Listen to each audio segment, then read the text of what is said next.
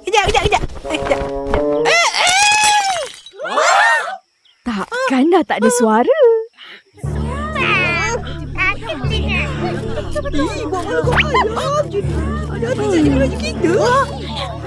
Raja dah tak boleh kokok. Mana boleh?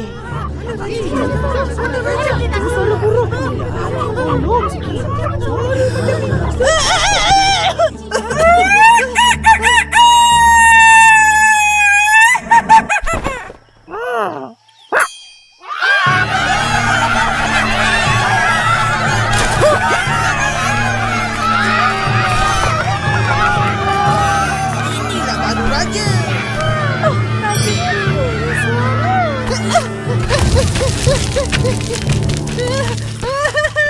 Oh, begitu ceritanya. Tolonglah kancil. Angsa, aku nak berkokok seperti dulu. Huh? Tolonglah kancil, tolonglah aku.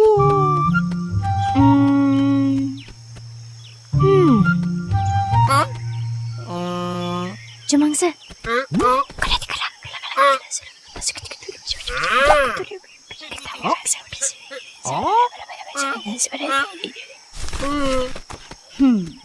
Ayam, aku nak tanya.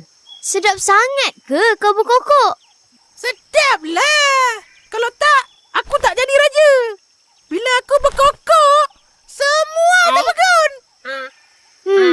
Itulah kau. Bongkak, suka menunjuk-nunjuk. Betul tak Angsa? Betul. Bongkak. Makanan pun ayam lain yang carikan. Pemalas. Dah aku raja. Mereka kenallah layan aku. Itu dulu. Sekarang kau dah tak boleh berkokok. Padan muka. Ayam lain semua dah tak pedulikan kau. Buat sikit Angsa. Macam mana dia berkokok tadi?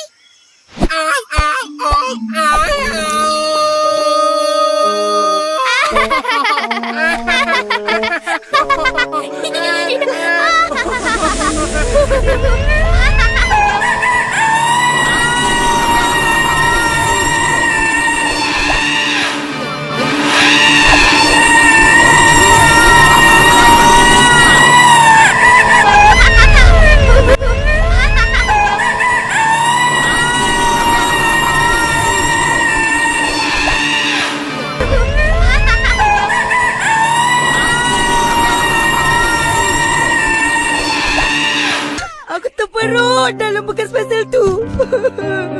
Langsung tak dipedulikan. Suara aku. Aku dah boleh berkokok seperti dulu. Dah.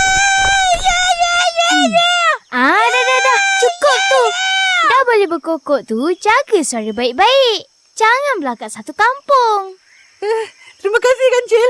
Angsa, aku takkan menunjuk lagi. Mereka pun hidup gembira. Habis. Belum lagi. Ayam pun jadi raja. Baru habis. Masa dalam perjalanan pulang,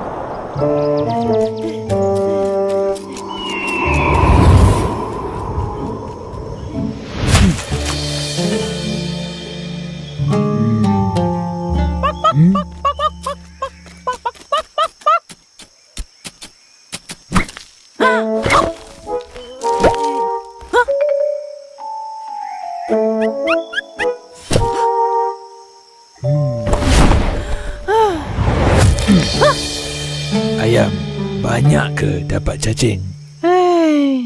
Ekor pun tak dapat. Kesian. Kau tak bosan asyik cari makanan dekat sini? Habis? Nak cari kat mana lagi? Mari ikut aku. Aku tahu kat mana nak cari makanan yang lagi sedap. Pelang! Aku tak boleh terbang! Oh, betul juga. Aku hairan lah. Macam mana kau boleh terbang, Lang? Aku pun ada sayap. Tapi tak boleh terbang pun.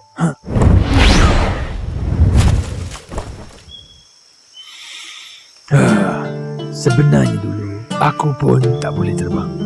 Tapi, selepas aku jahit kepala aku dengan jarum emas, barulah aku dapat terbang.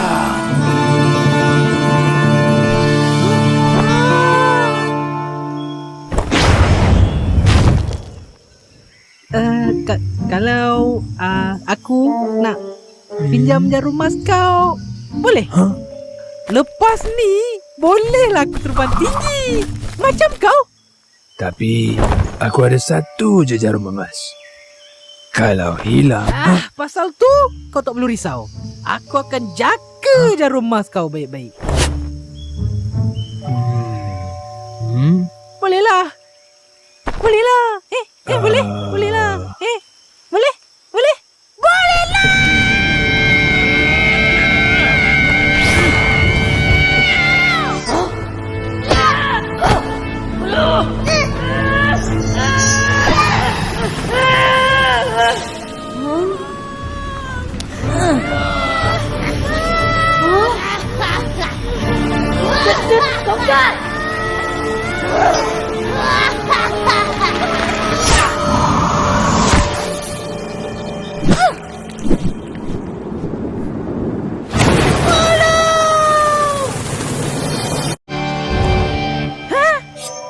besok petang aku akan ambil balik jarum emas ni.